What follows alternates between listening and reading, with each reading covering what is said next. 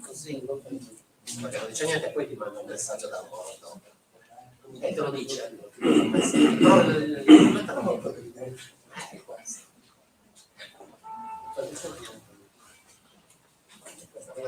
Però è un po'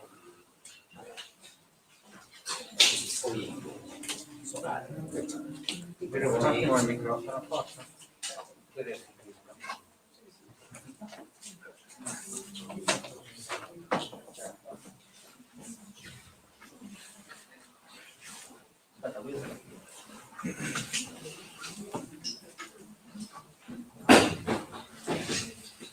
Buonasera a tutti, benvenuti in questa serata di dicembre dove avrà inizio la quarta edizione del Festival Internazionale della Letteratura Autobiografica Strangios.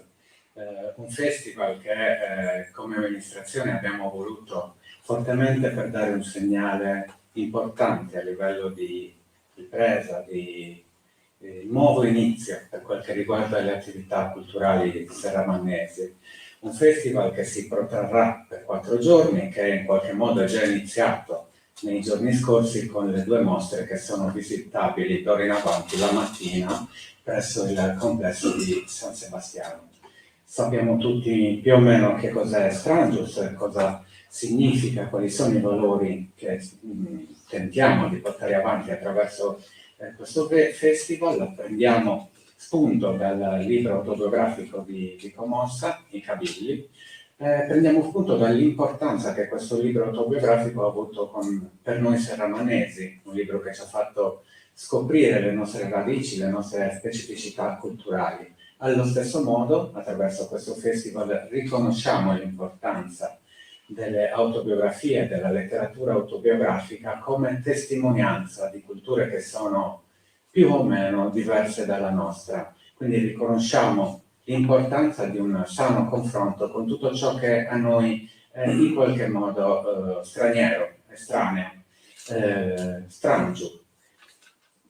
Strangio, ovviamente, essendo la traduzione di Cavilli, è proprio un rifarsi al libro di Comossa. Saranno 4 giorni importanti, 4 giorni di confronto con tutta una serie di personalità sarde, italiane e anche straniere che ci porteranno la loro testimonianza. Oggi abbiamo con noi 2 persone, Michele Azzori, che è scrittore da poco, è all'esordio a livello letterario, poi verrà chiaramente presentato con tutti i crismi dal nostro coordinatore, l'abbiamo chiamato per quello, è inutile che lo faccio io, Federico Serratore, avvocato, una persona che è legata a Serramanna nonostante non abiti più qua, ha trascorso l'infanzia da noi. Ringrazio entrambi per la disponibilità che avete dimostrato con la partecipazione a questo festival. Sono doverosi alcuni ringraziamenti. Innanzitutto desidero ringraziare il nostro sindaco Gabriele Litra che ha creduto in questo progetto, ha sostenuto l'idea di Strangios e che intende portarlo avanti facendolo crescere anche con il passare degli anni, rendendolo un qualcosa sempre più articolato e importante per la nostra comunità. Desidero ringraziare in modo particolare la nostra vice sindaca Moralvia Montis che si è spesa affinché noi tutti avessimo una location degna anche in questa edizione del festival. Ringrazio di cuore il nostro mega direttore artistico che anche quest'anno ha fatto miracoli. Quest'anno devo dire che li ha fatti 2 volte i miracoli, a marzo quando abbiamo predisposto il progetto del festival per partecipare al bando regionale e dopo varie peripezie l'ha rifatto miracolo in queste settimane dove abbiamo deciso di riproporre in ogni caso il festival anche con un formato leggermente diverso del solito. Ringrazio chiaramente tutti voi e vi dico un qualcosa che lo dico con grande sincerità. mi riprometto di dirvi da marzo di quest'anno. Sono solo 3 parole, ma ritengo parole molto importanti. Le 3 parole sono queste. Benvenuti a Strangios.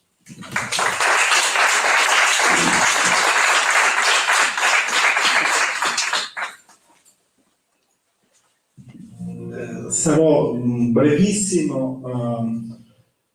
Oggi e domani, quindi giovedì e venerdì, ogni appuntamento sarà anticipato da una canzone racconto. La canzone racconto sarà a cura di Stefano Giacone, musicista importante tra gli anni 80 e 90, ha fatto parte di un gruppo importantissimo del rock italiano che erano i Franti e della scena underground, ha poi continuato a lavorare da solo più volte, non solo da un punto di vista musicale, ma anche dal punto di vista teatrale. Nel 2015 ha preso il premio Fratelli Cervi per un'opera sulla Resistenza. Ogni appuntamento di giovedì e venerdì sarà appunto introdotto da un suo racconto canzone. Grazie a tutti, viva Strangios!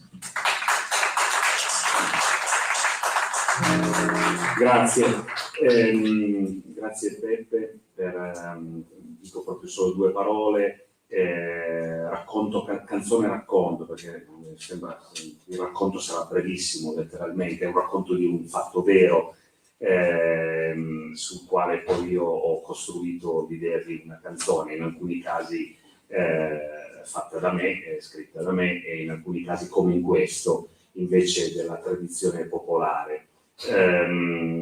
Ma i racconti saranno veramente molto brevi, in 4-5 minuti ce la togliamo ogni volta.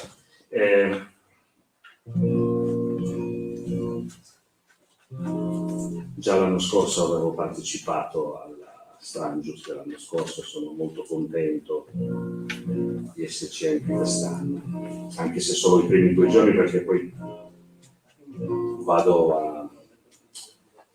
a casa, che è la mia casa di origine, che è Torino.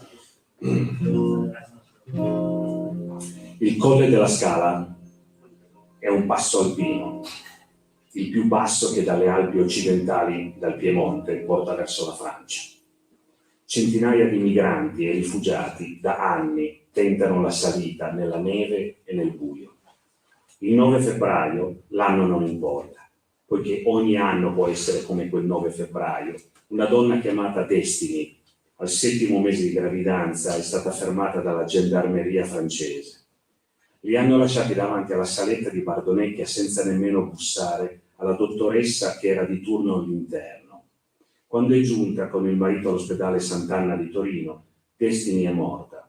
Il bambino che aveva in grembo è stato salvato.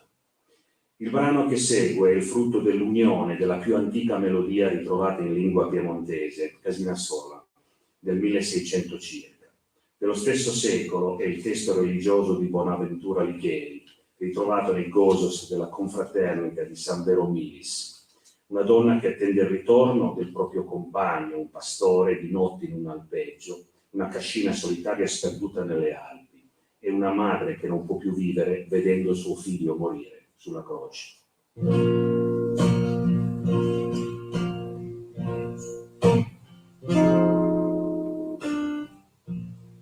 Sun si desconsula in una cassina sola, quagnera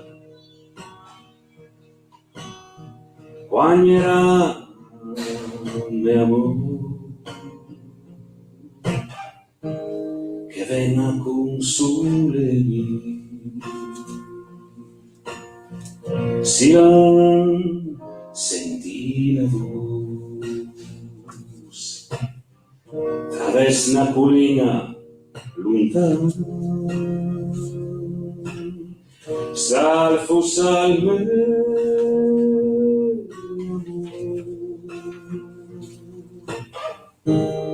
che venga la casina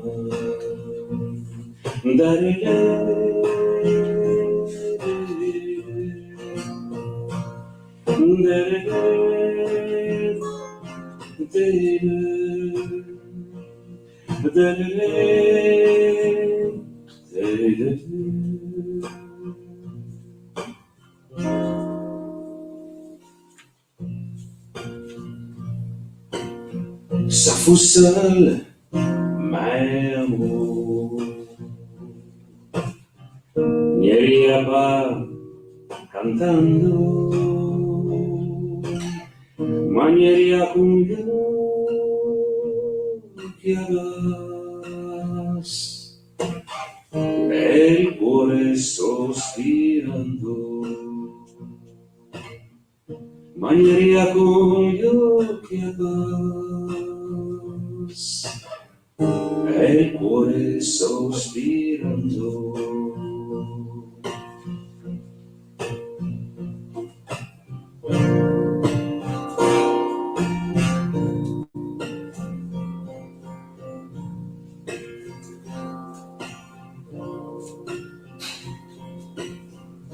Profiso meu ispirato, amano stesso rigore, se ti spadas de dolore, su coro mi han trapassado, se ti spadas de dolore, su coro mi han trapassado, se ti spadas de dolore, su coro mi han trapassado, truncado por todo su coro, su petos tengo fechado, dejando mi han leado,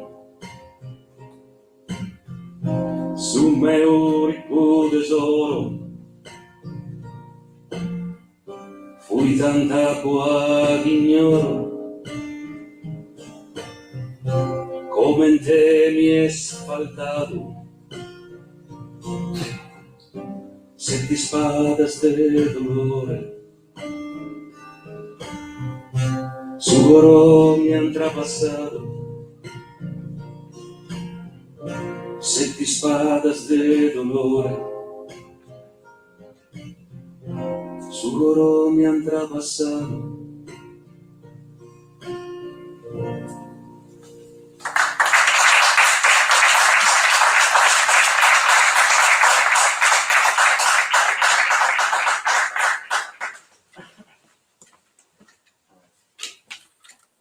Scusate perché ogni volta devo staccare il cavo perché mi consumi la batteria.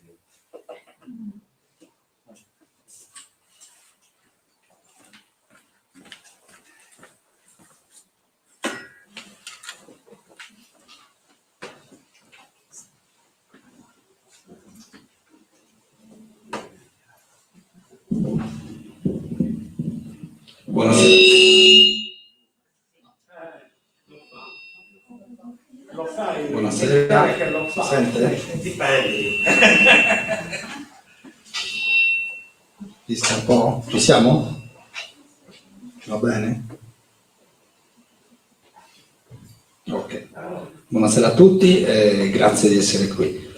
Intanto grazie a Michele, è stata veramente una bellissima lettura. Intanto chi è Michele? Michele Azzori è come diceva anche Guido, un neoscrittore di libri. Ha scritto tantissime canzoni col suo gruppo ECRC Posse. Lui è anche noto come Dr. Dre. Forse molti di voi magari non lo conosceranno, però è stato uno degli artefici del rap sardo. Ha scritto tantissime canzoni in lingua sarda che raccontano il nostro popolo, raccontano le nostre tradizioni, raccontano la nostra terra. sotto diversi profili.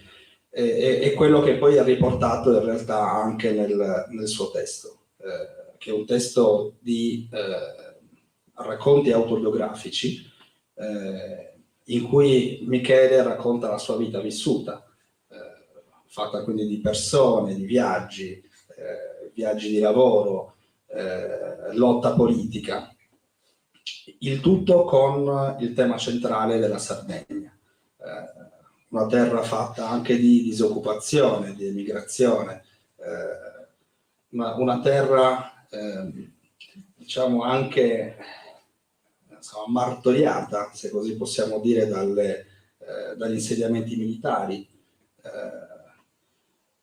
una terra fatta di un popolo che molto spesso si autolimita e si sottomette a certi poteri che vengono dal continente. Quindi chiederei intanto a te, Michele, di raccontarci un po' del tuo libro, raccontare com'è nata l'idea del tuo libro, che si intitola Giornata Vara. Quindi lascerei intanto la parola a te, così puoi, insomma, in linea molto generale parlare un po' dei tuoi racconti. Saluti a tutti, grazie per l'invito dal festival, grazie a Francesco. In realtà il libro nasce in maniera molto banale, non l'avevo programmato, nasce dall'idea l'inverno scorso. Devo stare un paio di settimane da solo, potrei fare questo, questa cosa di scrivere dei racconti, che me lo diceva un'amica da una vita, non l'ho mai fatto, però poi come le cose potresti anche non farle, no? Come succede spesso, no? Sono 1000 le cose che tieni in agenda, ma l'agenda spesso non c'è, e quindi non puoi neanche rileggerle. E poi no, è nata in maniera banale, perché ero la mattina che stavo rispondendo su internet, stavo commentando una questione, no? L'anno scorso era uscita una serie televisiva su un San Patrignano, no? E tutti ne parlavano, io non l'ho vista, però sapevo benissimo cosa fosse San Patrignano in quegli anni, avevo piena coscienza di quelle, e un sacco di gente invece l'anno scorso la stava commentando, per molti era anche una novità. E quindi questa amica che ne parlava diceva delle cose che non ricordo neanche quali. La cosa divertente è che è una libraia, e io stavo commentando, però il commento stava diventando, da un commento stava diventando un papiro, una cosa enorme, e lì mi sono reso conto, no, io qui sto scrivendo un racconto, mi sono firmato, però adesso devo fare cosa stamattina. La sera sono arrivato al mare dove mi ero sistemato e ho iniziato a scriverlo, e in un'ora e mezza ho scritto il primo, che poi non è il primo, quello che apre il libro, perché poi li ho risistemati, avrei capito quale, no? Omonimo, capitolo, e lì ho detto, in un'ora e mezza, e ho detto, non l'ho mai fatto, è molto divertente. Ho fatto leggere un paio di amici, amiche, scrittrici e scrittori, e tu mi hai detto, mica Togo, sono amici però, cioè, vai avanti, mica, tutti, allora, 3 super entusiasti e 1 entusiasta, il mio amico, tra l'altro compare nel libro, ma non diremo l'iniziale, il mio amico regista. E quindi ho detto, sono andato avanti, e nel giro di un paio di mesi li ho scritti, poi correggere, vabbè, rimettere in mano non ci vuole un po' più di tempo, però effettivamente è nato in maniera molto molto banale, non vorrei deluderti con questa risposta, però in maniera super entusiasta, cioè mi ha provocato un sacco di entusiasmo, al punto che, a parte che mi sto divertendo un sacco a portarlo in giro, dovrei scrivere dei racconti su quello che succede nelle presentazioni e nelle reazioni del pubblico, che è molto divertente e suscita un sacco di reazioni degne di nota. E poi soprattutto mi piace che tutti leggano le cose che penso, che non so, ho sempre come dire, la paranoia che invece questo non succeda con la musica, ma si sarà capito veramente, no? Poi ne parlo anche di fatti nelle cose. Sì, è nato così. L'ho pubblicato a fine estate, perché ci è voluto un po', insomma, la correttrice di bozze, insomma queste cose. E ho fatto un po' di presentazioni e mi sono reso conto che hanno iniziato a chiedermelo in giro, insomma, a contattarmi. Allora mi sono messo anch'io lì, ho iniziato a lanciarmi e insomma dopo i mesi sto facendo prevalentemente questo, funziona così, è divertente. Grazie. No, racconterei magari l'aneddoto del concerto, perché è una cosa molto simpatica, un po' un'abitudine che si aveva prima e penso che si abbia anche oggi, quella di tanto scavalcare, andare alla fiera ai concerti, e lì nasce un po' anche in quel capitolo si parlano anche di San Patrignano e delle parole usate da un noto cantante oggi famosissimo, all'epoca forse era agli inizi, non so se ce lo vorrai svelare tu, e dell'accostamento che invece lui faceva di San Patrignano, magari non comprendendo benissimo i valori sottesi. Forse faceva finta di non capirlo, no? Questo popolarissimo cantante italiano faceva una rima, metteva insieme Madre Teresa di Calcutta, e quindi immaginiamo non tanto il personaggio storico, però i valori che sono dietro, la carità, Ernesto Che Guevara, quindi la rivoluzione di classe, le battaglie ideali, Malcolm X, quindi tutte icone mondiali diciamo di chi ha lottato per gli ultimi o comunque dalla parte degli ultimi, e poi ci metteva San Patrignano. E io questa canzone, poi sono andato a vedere, però non lo ricordo, era intorno al 94, ho detto non suona bene, però all'epoca San Patrignano era la lotta contro la droga, capito? Era inteso come questo. In realtà io da anni precedenti ero molto informato, sapevo cosa succedesse, e quindi non ho avuto la sorpresa, a parte che non l'ho vista la serie televisiva l'anno scorso, non ce l'ho avuta la sorpresa. Quindi cosa mi ricorda a me Sampa? Mi ricorda tutti quegli anni, mi ricordo anche la volta in cui sono andato a vederlo e con il biglietto, perché io sono cresciuto a fianco alla fiera campionaria a Cagliari, no? Era il mio quartiere, e ancora il quartiere dove abita mia madre, e anche se è cambiato completamente in questi decenni, e quindi andavamo a vedere qualsiasi cosa grazie alla fiera. Forse l'unica cosa che non andavo a vedere era proprio la fiera campionaria, però la fiera veramente io ho visto da James Brown proprio li cito, ai CCCP, anche se si direbbe qui in Campidano dicevamo CCP o CCCP, 4 o 2 C, in realtà sono 3, quando ancora non esistevano, no?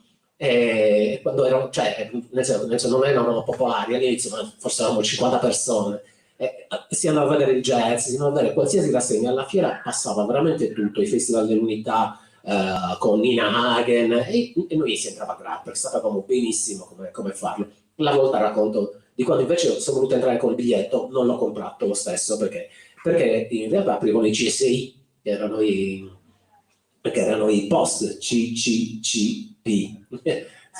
Ho difficoltà anch'io, sono anch'io del Campidano. E niente, quindi io perché Sampa mi ha fatto fare un giro della memoria, quindi come ho preso quei biglietti, la volta che sono andato al concerto e tutto quello che è successo, e la volta che sono andato a sentirlo, perché poi i CSI aprivano a Giovanotti all'epoca, lui quella canzone l'ha rifatta, perché aveva promesso in radio a Stereo Rai, no, la cambierò, effettivamente mi avete fatto capire questa cosa, no, sai sempre lui molto con la faccia da persona ingenua, sì, avete fatto capire che ho sbagliato a metterla, e lui invece dal vivo quella canzone, io ero lì, l'ha cantata col fiatone, 30 anni aveva, e l'ha cantata, e San Patrignano c'era sempre uguale, e se la rifà ancora oggi, San Patrignano c'è sempre.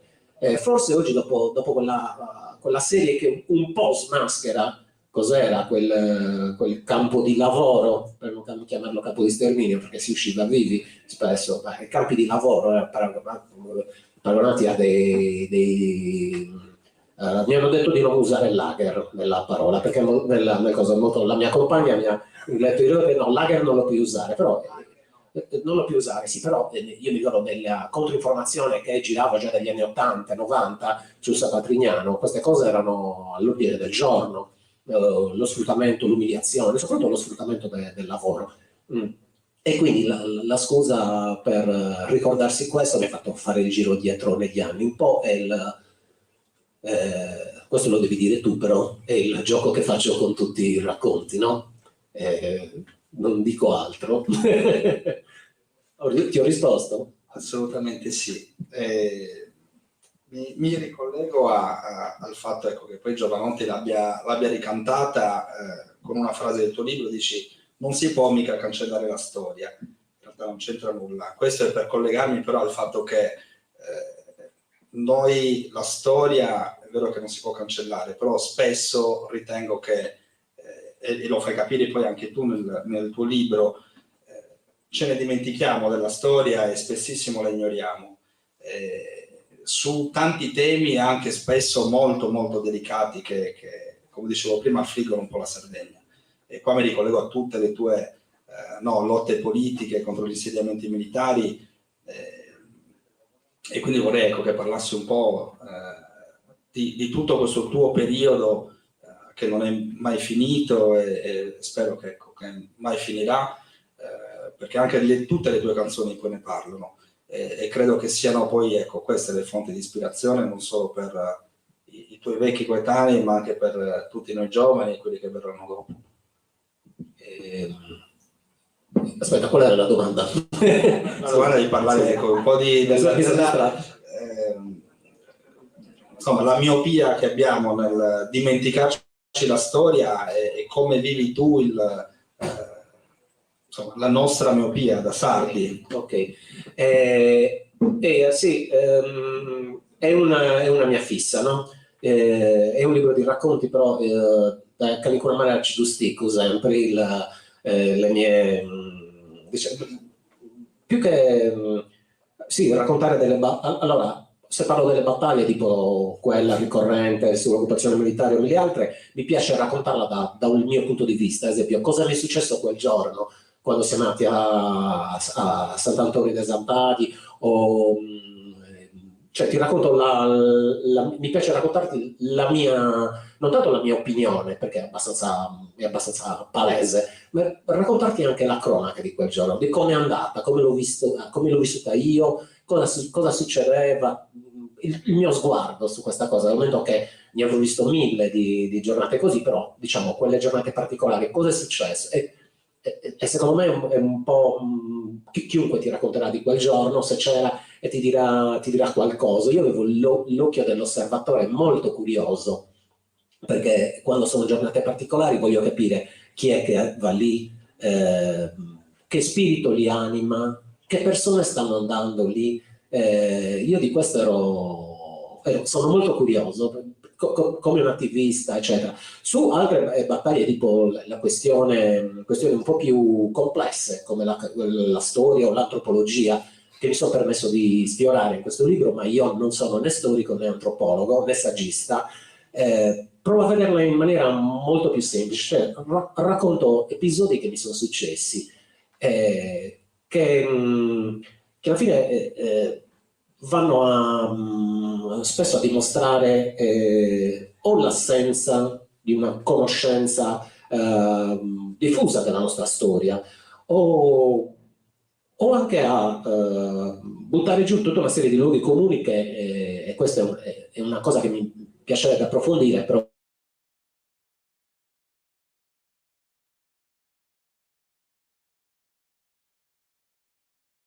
tengo di più in questo libro è raccontarli però in maniera semplice, è un libro di racconti, no?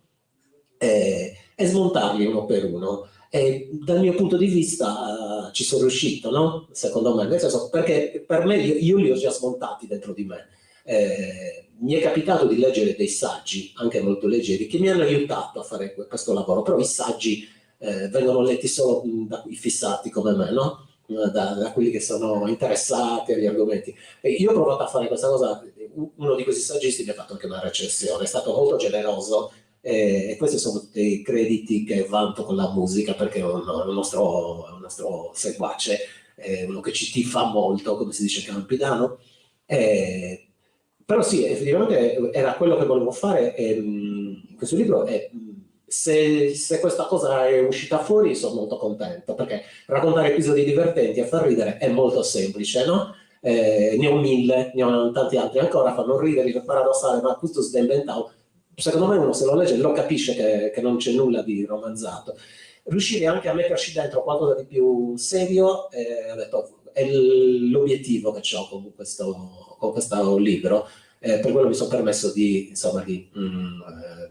utilizzare questa carta anziché lasciare gli alberi, farli vivere, insomma, ne valeva la pena secondo me da quel punto di vista, altrimenti potevo anche, non era obbligatorio scrivere, insomma. È verissimo che il libro davvero alterna momenti di ilarità e di risate a riflessioni molto più profonde, come dicevo proprio nella mia introduzione. È bello quando tu parli proprio fai un percorso per cercare di arrivare anche a quella che è la tua concezione di identità sarda. Ci sono un po', come dicevi tu, dei luoghi comuni che vedono il sardo da una parte diffidente, da un'altra chiuso, e tanti altri dicotomie, diciamo anche, no? Quando invece, anzi vorrei che me lo dicessi tu cos'è per te l'identità sarda e la tua identità. Allora innanzitutto l'identità di un popolo, ma questo non lo dico io, lo dice chiunque, è l'insieme, chiunque insomma sia esperto, è l'insieme di ciò che gli è successo fondamentalmente, quindi insieme anche è una cosa che viene determinata, attenzione, l'ho visto che si muoveva,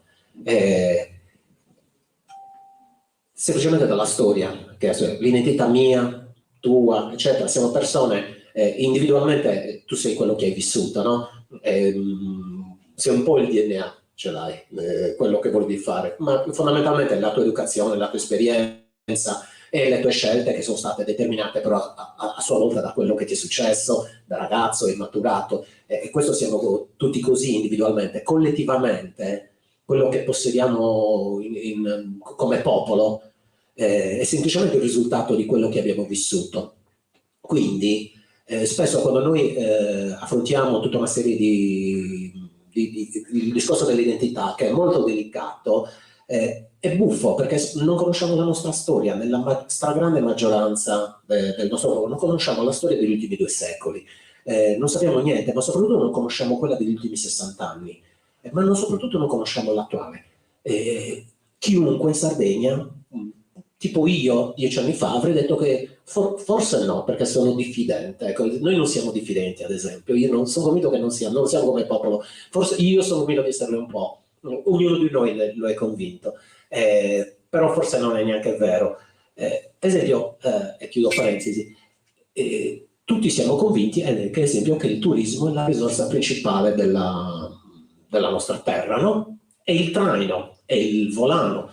E senza la stagione turistica d'estate, se salta, moriamo di fame. Ce lo dicono gli altri, un po' ci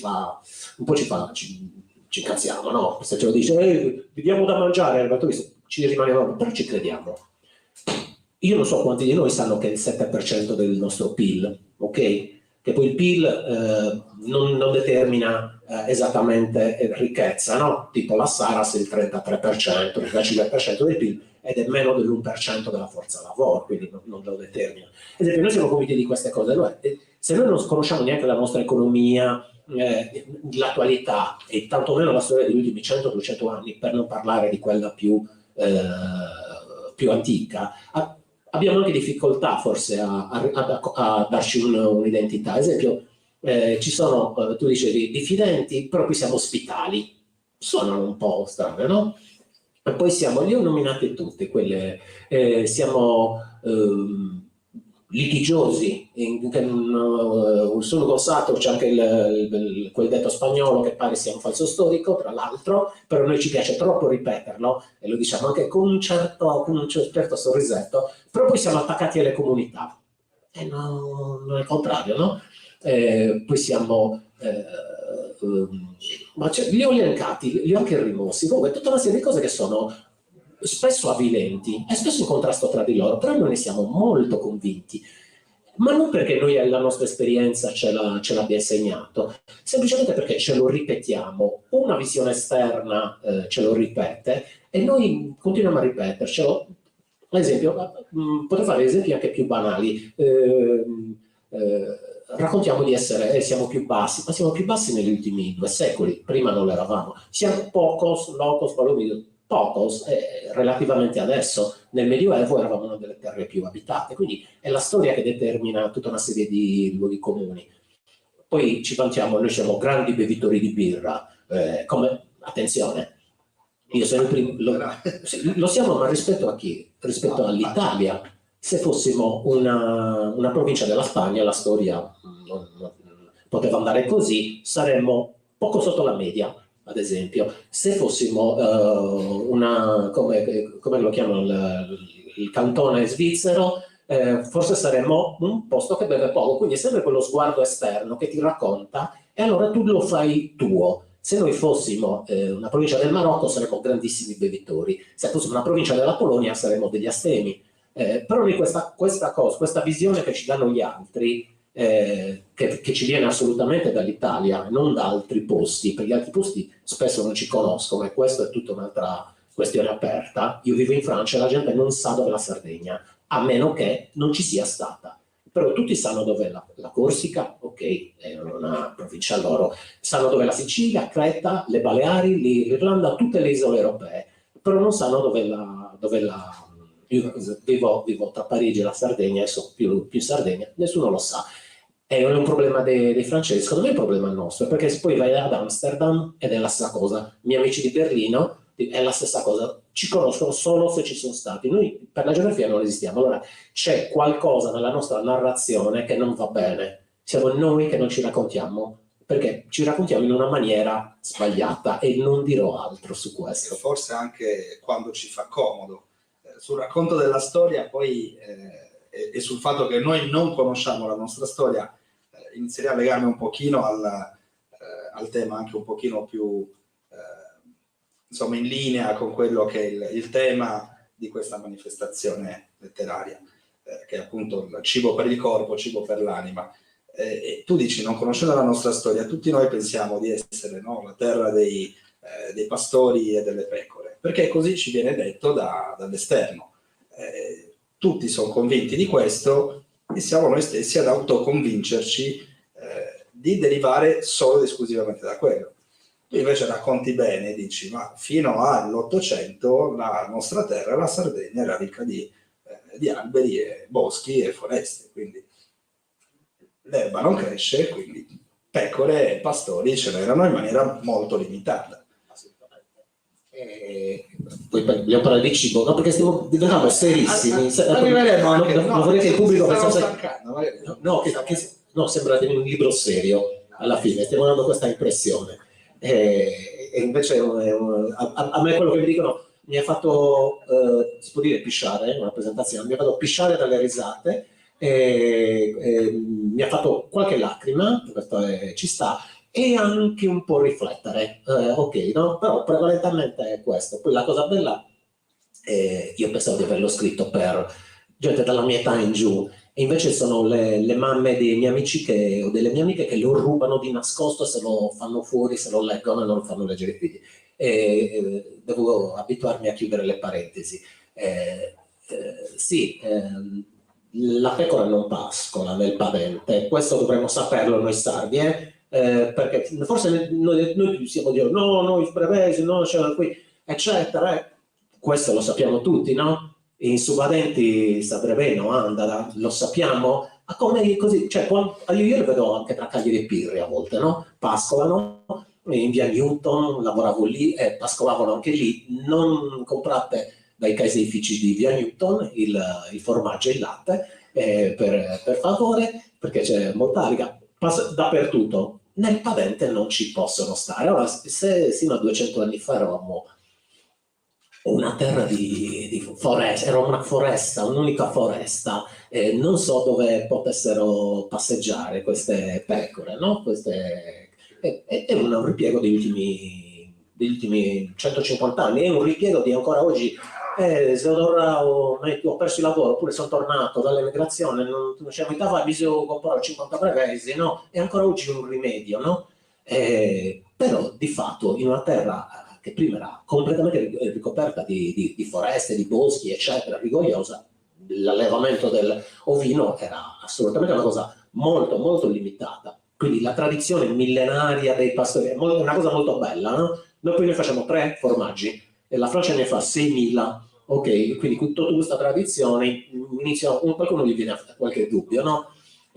Ok che abbiamo poca fantasia, no, poi quello facevamo, eccetera, perché è una cosa recente, è una cosa assolutamente recente, quindi questa tradizione millenaria è figo se dobbiamo vendere pecorine in Australia, raccontarlo, e sicuramente la loro, però la tradizione millenaria non esiste, è un ripiego. Noi facevamo ben altro, vedi, noi questo non lo sappiamo, io queste cose le ho sapute a 50 anni leggendo i libri di Fiorenzo Caterini, che lui sì è uno storico, io sono solo un pappagallo che ripete le cose degli altri, però questa cosa, cioè, noi ci determina un sacco di una visione su noi stessi, sul nostro popolo, sulle nostre abitudini, sulla nostra economia, che è completamente sbagliata, è completamente falsa, perché nessuno ce la racconta. Cioè, noi che siamo noi, mea culpa che non ci formiamo, no? Dove si fa la storia e l'economia della Sardegna, non conosciamo neanche la geografia, dobbiamo girarla noi per conoscerla.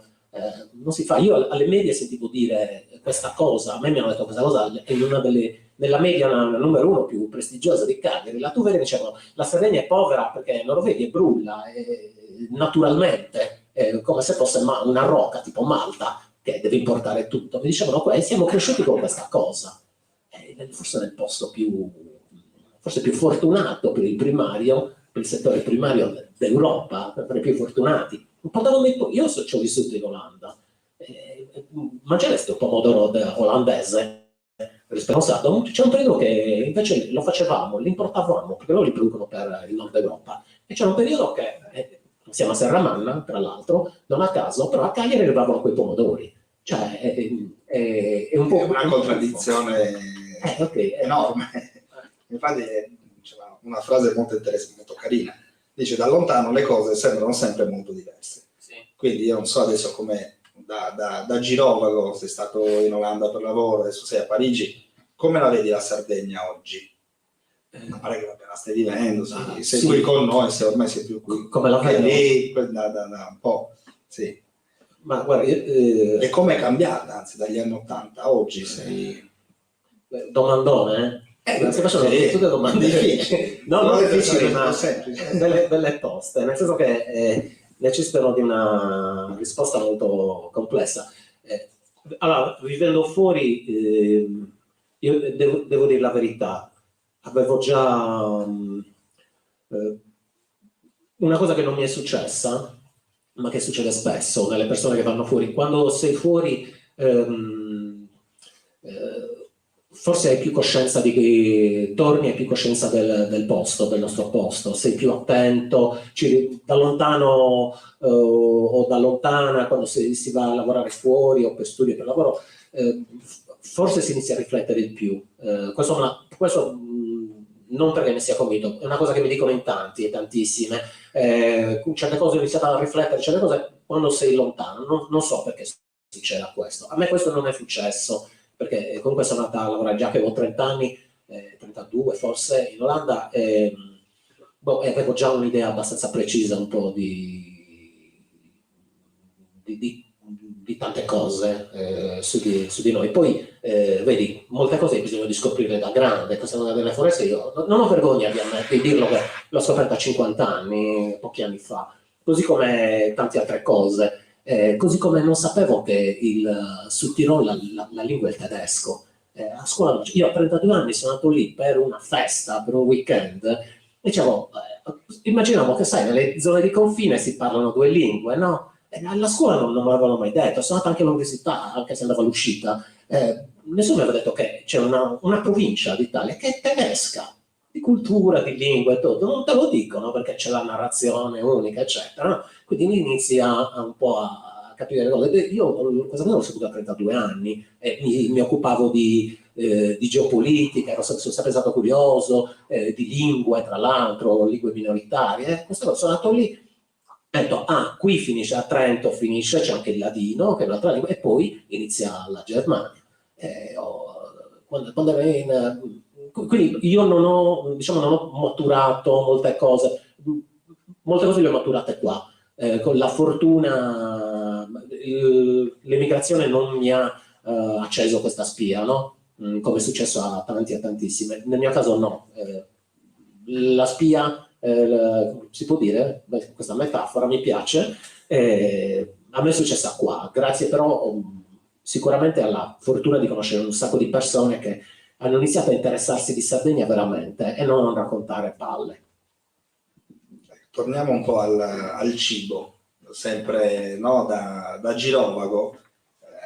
Hai parlato anche proprio del pomodoro olandese, famosissimo, buonissimo. Anche a Parigi non hai avuto una grandissima esperienza con i pomodori.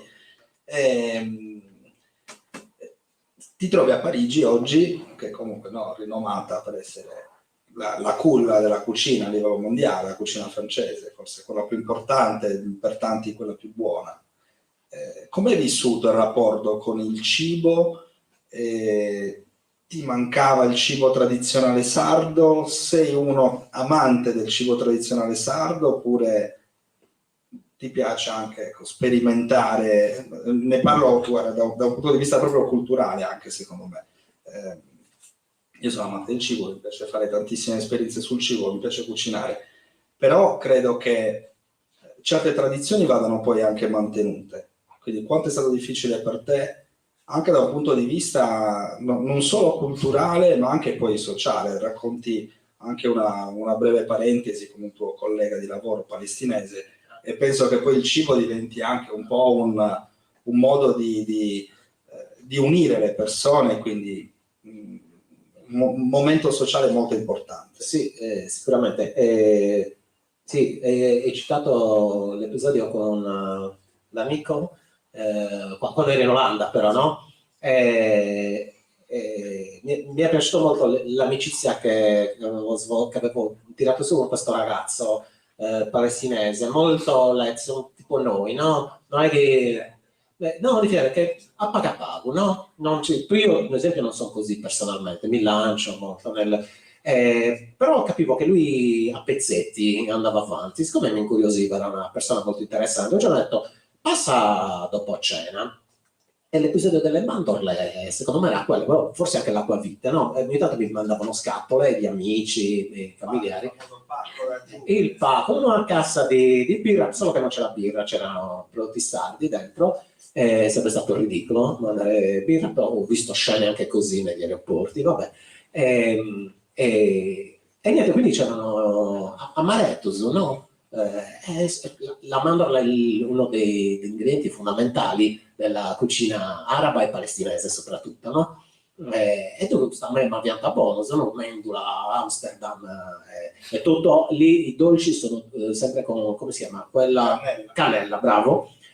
Tutto a cannella, quindi caffè latte a cannella, tutto a cannella, no? Un po' la cucina olandese, diciamo che non c'è, ti salvi perché è città internazionale, quindi africana, asiatica, eccetera. Quindi io ho imparato a conoscere un po' le cucine soprattutto dell'Asia e anche dell'Africa, tra l'altro, eccezionalmente buone, malgrado arrivino poi gli ingredienti sono quelli importati da altri paesi. L'Olanda produrrà pomodori, ma la sera perdi.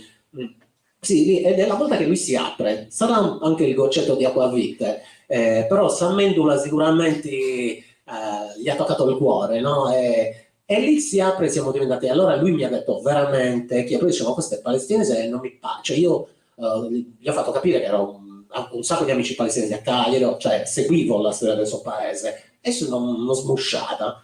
E dicevo, però perché non così? Si è aperto, ha iniziato a raccontarmi tutto, no?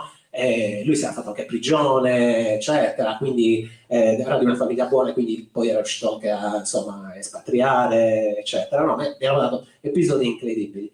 E forse è stata San Mendula. E in Francia, invece, dato che me lo chiedi, anche io, sì, un idiota, 49 anni, sono andato lì, mi sono trasferito lì. e volevo fare il sugo, capito? Devo fare il sugo e per forza, e ovviamente non c'è il Pelati, non c'è, e io mi intestardivo, no, lo devo fare per forza. E ovviamente sono queste specie di passati, di cose, sono completamente insapori, arriva la merce un po' da tutto il mondo. Ho provato a cercare anche i pelati della casa. Ho cercato la nostrana, oggi guarda caso, e adesso lo racconto nel libro. Sono stato nel sito della casa e c'erano dei pallini con cui a un certo punto dicevano, io l'ho citato anche sempre in positivo nelle battute della casa, ho detto, voi vi devo vermiti, noi lo posso rivendicare, e c'è un pallino a Parigi, quindi ho anche cliccato in questo sito e non apriva niente, ho mandato una mail dove si trova a Parigi, vado, lo trovo, qualsiasi marca, bottega, basti che sia da quello a casa, cioè sono a posto, ok. Non mi hanno mai risposto, a distanza di anni sono tornato, quando ho scritto il libro, vado nel sito, lo riapro, non c'è più quella cartina, quindi ho pensato, ero così disperato, che forse me lo sono sognato, comunque niente a casa. Fondamentalmente era comunque un atteggiamento stupido il mio, volevo fare in un posto che non è comunque mediterraneo, riproporre la cucina mediterranea.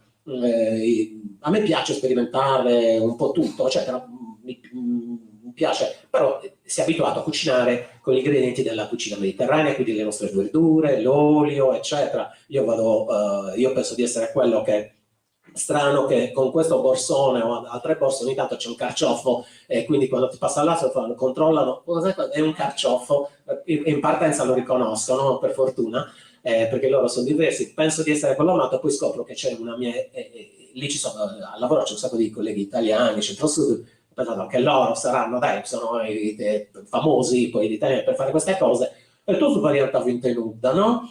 Poi quando c'entri in confidenza con questa ragazza abruzzese molto simpatica, un po' con calma, mi racconta che ogni tanto si fa un viaggio con un trolley di passata fatta in casa, cioè le passate artigianali, quelle con la conserva, quella che si fa, sai, si mette anche la fogliolina. Dice, anzi le prendo da una signora che le fa buonissime nella provincia abruzzese, non ho motivi per dubitarlo, e quindi che sono tutti scimmiati con queste cose. Io lo racconto apertamente, tipo che tutti fanno finta di niente e scopri che poi hanno queste cose. Sì, io un mazzo di sparao, io non ho problemi a dirlo, faccio outing, ogni tanto con un mazzo di sparao puro in borsa e niente, per 2 giorni mangi asparagi, no?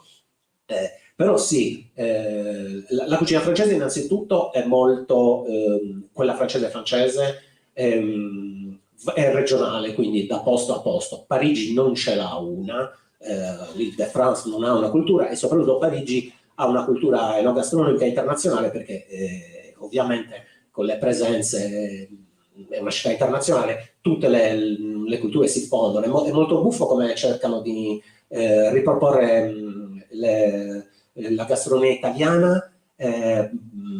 Io sono un amante della cucina italiana, è eccezionale, di faccia da zero quella francese, quella sarda per fortuna non si permettono di produrla perché non ci conoscono, però è molto buffa. E soprattutto la cosa interessante è che tutto ciò che è enogastronomia, che viene dall'Italia, c'è il coso italiano, quindi poi c'è la birra Peroni come birra speciale, con tutte le birre buone, belghe che ci sono, no? Io sono, non dico un appassionato, però un estimatore, mi prendo una buona, ogni tanto, che bere la Lef così lì, che farsi una pancia di Lef. La Lef qui è considerata una birra speciale, e la birra dei pancioni, in Belgio dico è la birra dei pancioni, cioè proprio degli alcolisti, no? E tu è buffo, no?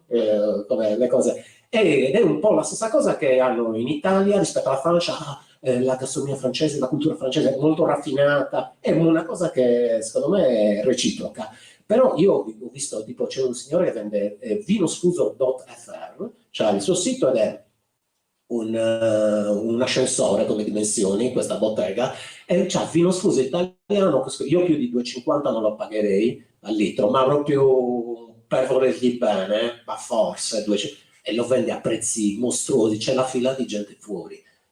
Quindi io ho sempre pensato, anni che diciamo con la mia compagna, che è parigina, però lei è semi-naturalizzata sarda, perché ci ha vissuto anni, eccetera, ed è molto attaccata alla nostra terra. Lei dice: no, dobbiamo fare panarasa, pizzette le pizzette sfoglia, cioè qui le vendiamo a prezzo d'oro, cioè, perché qui veramente qualsiasi cosa arriva da fuori, la proprio esotica, la proponi e c'ha prezzo allucinante. Allora mi sta bene la visione della Sardegna esotica, in questo senso sì. Sono anni che diciamo che facciamo questa cosa, come 1000 altre cose non le faremo. Chi lo sa? No, sicuramente no. Bene, non so se qualcuno vuole fare qualche domanda, magari due domandine veloci. Una. A parte che per me è anche un tuffo nel passato, perché io sono entrato all'università con i concerti del dottor Drele, quindi è anche io ho anche vissuto a Parigi, quindi da quel punto di vista è anche per me un tuffo nel passato. Il mio coinquilino parigino conosceva la Sardegna e commentò con una lungimiranza politica che gli invidio: ah sì, la conosco, è una Corsica senza bombe, questo lui disse. Però a parte queste cose personali, io ho 2 o 3 domande così per curiosità. Il motivo del titolo, se hai dei modelli letterari a cui ti sei ispirato, e visto che so il tuo impegno anche da quel punto di vista, se pensi di fare qualcosa in sardo. Il titolo è semplicemente il primo paragrafo, Giornata Vara, ed è il primo in ordine cronologico, è un episodio molto buffo, non voleva essere esplicativo di tutto, però suonava così bene che abbiamo deciso insieme alla mia correttrice, le piaceva troppo. Gli altri titoli che ho pensato erano troppo retorici, e questa Giornata Vara, Polinai Dotto e non Polinai Nuda, ci piaceva molto, sa di titolo di libro. Non ispirarmi più di sì, confesso che ho rubato molto dallo stile, anche se raccontiamo cose completamente diverse e in modo diverso, da Nanni Balestrini. Non ho problemi tanto non lo conosce quasi nessuno, quindi ci facciamo un figurone. Vabbè, voi due siete esonerati, però non è quella. Quella terza, scusa, in sardo, sì. Mi sono detto, se chi girerà du giro in sardo, du porto in sardo, du scrive in sardo, può bere tanti bessi, potete secondo me bessi tutto un'altra cosa, su tempo che tu vai, è una cosa che mi sono segnato in agenda, però questa non lo fai, tanto con iniziare. Grazie mille, grazie a voi.